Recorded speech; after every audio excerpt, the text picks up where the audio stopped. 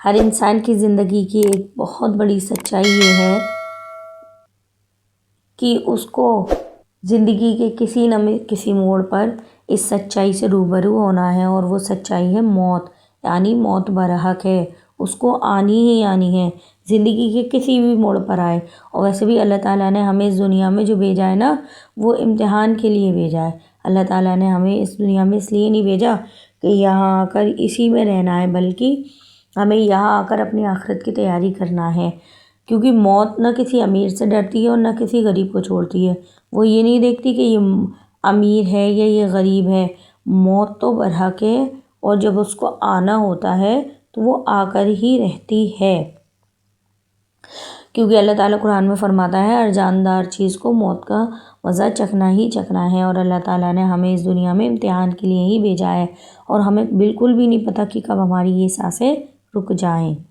السلام علیکم دوستوں، کیسے ہیں آپ سبھی؟ آئی ہوپ فٹ فائن اور خوش ہوں گے۔ میں ہوں ارشنا، اور ارشناز ڈائری میں آپ کا سواگت ہے۔ آج ہم زندہ ہیں، ہماری سانسیں چل رہی ہیں، ہم کام کر رہے ہیں، ہنس رہے ہیں، کھا رہے ہیں، مگر ہمیں کل کا بالکل بھی نہیں پتہ کہ ہماری سانسیں کب رک جائیں۔ ہمیں پل کی خبر نہیں ہے، کل کی تو دور، ہمیں پل کی خبر نہیں ہے کہ پتہ نہیں ہماری سانسیں جو اللہ تعالیٰ نے ہمیں دی ہیں، ہمارا کتنا وقت لکھا ہے اور کب یہ گزر جائے۔ بالکل بھی ہمیں اس چیز کا بالکل بھی نہیں پتہ ہے کہ ہماری سانسیں کب رک جائیں۔ اسی لیے ہمیں ہر وقت اپنے موت کو یاد کرنا چاہیے، اور اس کے بارے میں ہی سوچنا چاہیے، اس کی تیاری میں لگے رہنا چاہیے۔ جب ہماری روح نکلتی ہے، فرشتے آتے ہیں تو نیکی والے کے پاس تو جو نیکی کرتا ہے اس کے پاس نور اور رحمت لے کر آتے ہیں، اور جو بندہ گناہ گار ہوتا ہے اس کے پاس سختی اور ڈر لے کر آتے ہیں۔ پھر جب انسان قبر میں چلا جاتا ہے تو وہ صرف اکیلا رہ جاتا ہے، اور جو لوگ قبر تک اس کو پہنچانے جاتے ہیں وہ بھی 40 قدم ہی دور ہو پاتے ہیں۔ تب تک اللہ تعالیٰ کی طرف سے 2 فرشتے منکر اور نکیر ہمارا انٹرویو لینے آ جاتے ہیں۔ ہم دنیا کے انٹرویو کے لیے کتنی تیاریاں کرتے ہیں، اسی طرح اللہ تعالیٰ کے ہاں سب سے پہلا انٹرویو جو ہوگا وہ ان سوالوں کے ساتھ ہوگا: من ربک، تیرا رب کون ہے؟ ما دینک، تیرا دین کیا ہے؟ من نبیک، تیرا نبی کون ہے؟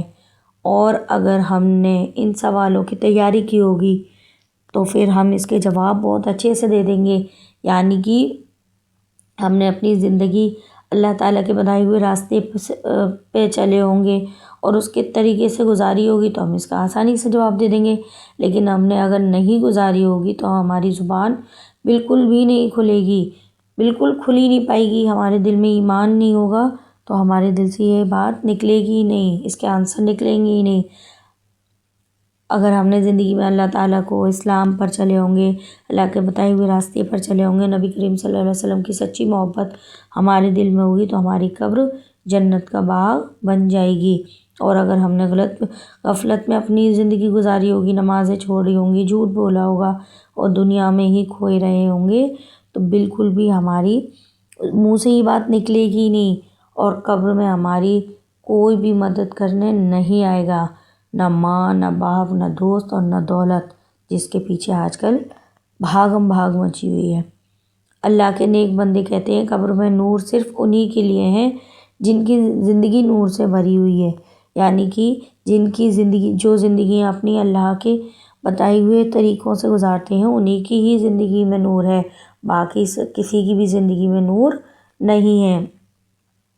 یعنی کہ ہم نے اچھے کام کیے ہوں گے، اللہ تعالیٰ کے بتائے ہوئے راستے پر چلے ہوں گے تو ہماری زندگی میں نور ہوگا، اور ہم نے اگر نمازیں چھوڑی ہوں گی، قرآن سے رشتہ نہ جوڑا ہوگا تو ساری ہمارے لیے پریشانیوں کا سبب بنیں گی۔ بہنوں میری، موت سے ڈرنا نہیں ہے، یہ نہیں ہے کہ مجھے موت سے ہمیں ڈر لگتا ہے۔ موت تو ایک پل ہے جو ہمیں اس فانی دنیا سے ہمارے اصلی گھر آخرت تک لے جائے گا، جو کہ ہمیں ہمارے اصلی گھر تک پہنچائے گا، جو ہمارا اصلی گھر ہے۔ لیکن اس پل کو پار کرنے کے لیے ہمیں تیاری کرنی ہوگی، اپنے ایمان کی، عمل کی اور دل کی صفائی کی۔ قبر میں جب فرشتے ہم سے پوچھیں تیرا رب کون ہے، تو ہماری زبانوں سے نہیں بلکہ ہمارے دل سے نکلے، ہمارا دل بول اٹھے میرا رب اللہ ہے، میرا رب اللہ ہے۔ اللہ تعالیٰ ہم سب کو کہنے سننے سے زیادہ عمل کی توفیق عطا فرمائے، آمین۔ اگر آپ کو میرا یہ ویڈیو تھوڑا سا بھی اچھا لگا ہو تو ویڈیو کو لائک کیجیے گا، چینل کو سبسکرائب کیجیے گا، جس سے کہ میں آپ کے لیے ایسی ہی اچھی اچھی ویڈیوز لاتی رہوں۔ ملتے ہیں نیکسٹ ولاگ میں، تب تک کے لیے اللہ حافظ، دعاؤں میں یاد رکھیے گا۔